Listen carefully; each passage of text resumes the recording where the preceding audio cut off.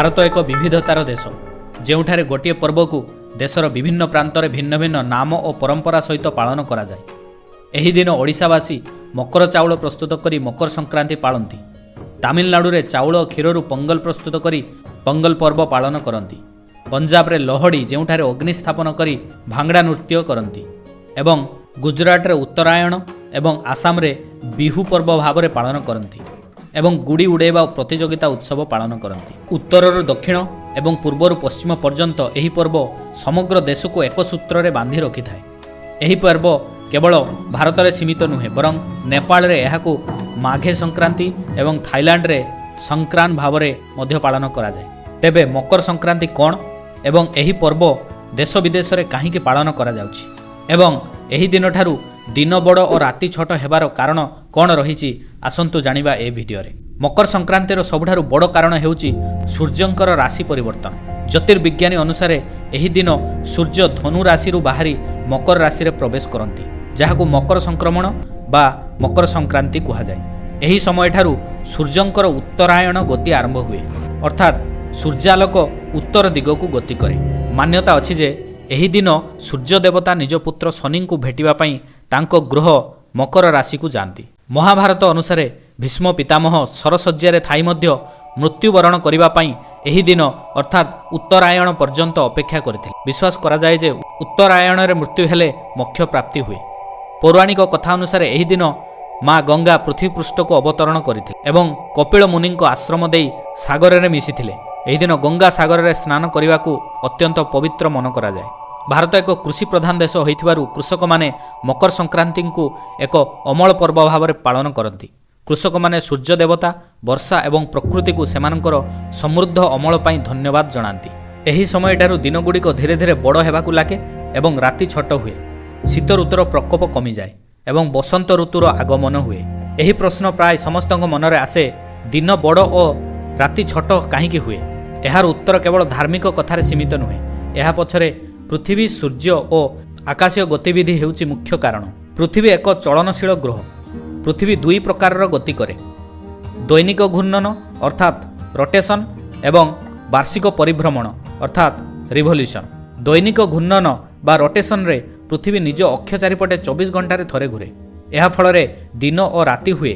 ପୃଥିବୀର ଯେଉଁ ପାର୍ଶ୍ୱ ଯେତେ ସମୟ ସୂର୍ଯ୍ୟଙ୍କ ଆଡ଼କୁ ରହେ ସେତେ ସମୟ ସୂର୍ଯ୍ୟାଲୋକ ପଡ଼େ ଓ ଦିନ ହୁଏ ଏବଂ ଯେଉଁ ପାର୍ଶ୍ୱ ସୂର୍ଯ୍ୟ ଆଡ଼କୁ ନଥାଏ ସୂର୍ଯ୍ୟାଲୋକ ପଡ଼ିପାରେ ନାହିଁ, ଅନ୍ଧାର ବା ରାତି ହୁଏ। ଏବେ ଆପଣଙ୍କ ମନରେ ପ୍ରଶ୍ନ ଆସୁଥିବ, ଦିନ ଓ ରାତିର ଅବଧି ସବୁଦିନ ସମାନ କାହିଁକି ନୁହେଁ? କେବଳ ବର୍ଷକୁ 2 ଦିନ ମାର୍ଚ୍ଚ 21 ଓ ସେପ୍ଟେମ୍ବର 23ରେ ଦିନ ଓ ରାତିର ଅବଧି ସମାନ ଅର୍ଥାତ୍ ଦିନ 12 ଘଣ୍ଟା ଓ ରାତି 12 ଘଣ୍ଟା ହୋଇଥାଏ। କିନ୍ତୁ ଅନ୍ୟ ଦିନମାନଙ୍କରେ ଦିନ ଓ ରାତିର ଅବଧି ଅସମାନ ଥାଏ।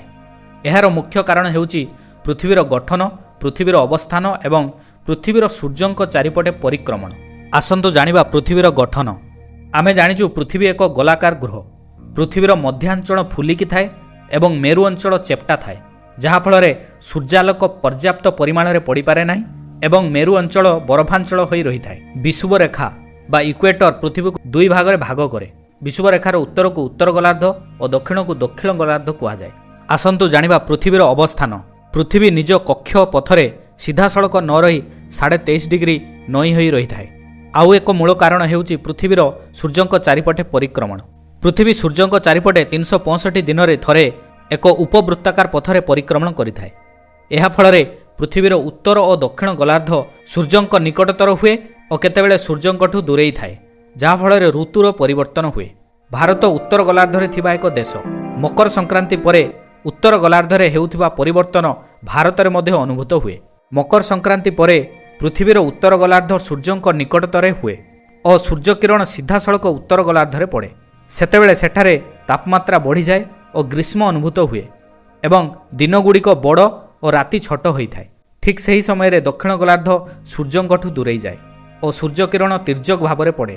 ତାପମାତ୍ରା କମିଯାଏ ଓ ସେଠାରେ ଶୀତ ଅନୁଭୂତ ହୁଏ ଏବଂ ରାତି ବଡ଼ ଓ ଦିନ ଛୋଟ ହୋଇଥାଏ। ଜୁନ୍ 21 ତାରିଖ ଏମିତି ଏକ ଦିନ ଉତ୍ତର ଗୋଲାର୍ଦ୍ଧ ସୂର୍ଯ୍ୟଙ୍କ ଆଡ଼କୁ ସର୍ବାଧିକ ନଇଁ ରହିଥାଏ। ଏହି ଦିନ ଉତ୍ତର ଗୋଲାର୍ଦ୍ଧରେ ବର୍ଷର ସବୁଠାରୁ ବଡ଼ ଦିନ ଏବଂ ସବୁଠାରୁ ଛୋଟ ରାତି ହୋଇଥାଏ।